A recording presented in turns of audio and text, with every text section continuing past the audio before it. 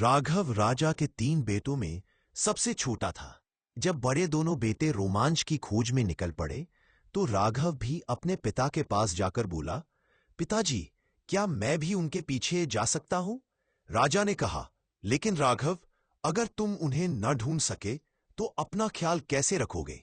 राघव ने उत्तर दिया, चिंता मत कीजिए पिताजी, मैं ठीक रहूंगा। राजा ने उसके दृढ़ मन को देखकर अनुमति दी और आशीर्वाद देकर विदा किया।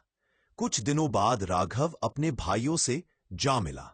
बड़े भाई अर्जुन ने उसका मजाक उड़ाते हुए कहा, हा हा राघव, तू जैसा सीधा सादा लड़का भला इस दुनिया में अपना गुजारा कैसे करेगा? राघव ने कुछ न कहा और चुपचाप उनके साथ चल पड़ा। रास्ते में वे एक चींटियों के टीले पर पहुंचे। मंझले भाई विक्रम ने वहां की चींटियों को कुचलना चाहा। राघव ने उसे रोका और बोला, उन्हें मत सताओ, ये मेहनतकश जीव है। धीरे धीरे वे एक तालाब के किनारे पहुंचे।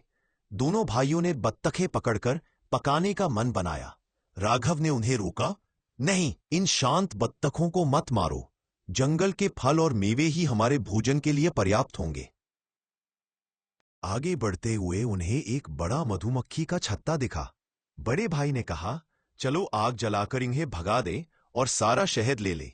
विक्रम भी सहमत हुआ, लेकिन राघव ने फिर से उन्हें रोक दिया। एक मधुमक्खी उसके पास आकर भिनभिनाई और राघव मुस्कुराया।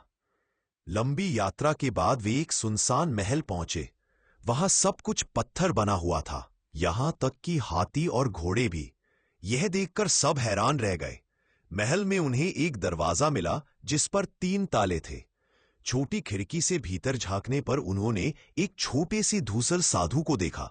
3 बार आवाज लगाने पर साधु ने दरवाजा खोला और चुपचाप उन्हें भोजन कक्ष में ले गया।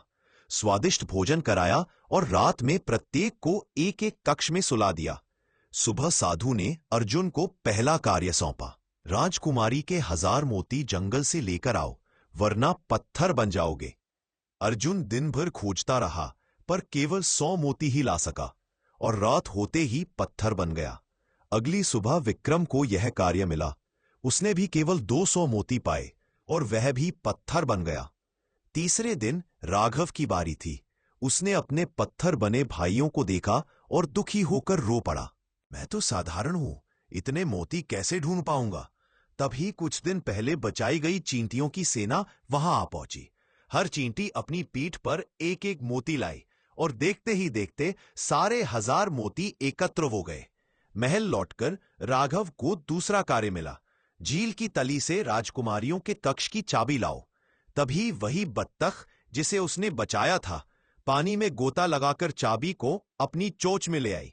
तीसरा और सबसे कठिन कार्य था, सो रही 3 राजकुमारियों में सबसे छोटी को पहचानो। सभी एक जैसी लग रही थी, फर्क बस इतना था कि बड़ी ने चीनी खाई थी, मंजली ने गुड़ का रस और सबसे छोटी ने शहद। जैसे ही राघव असमंजस में पड़ा, तभी एक रानी मधुमक्खी आकर सबसे छोटी राजकुमारी के होठों पर बैठ गई। राघव ने पहचान लिया और तुरंत श्राप टूट गया। पूरा महल जीवित हो उठा। राघव का विवाह सबसे छोटी राजकुमारी लक्ष्मी से हुआ और कालांतर में वही राजा बना। उसके भाई भी पत्थर से मुक्त हुए और शेष राजकुमारियों से उनका विवाह हुआ।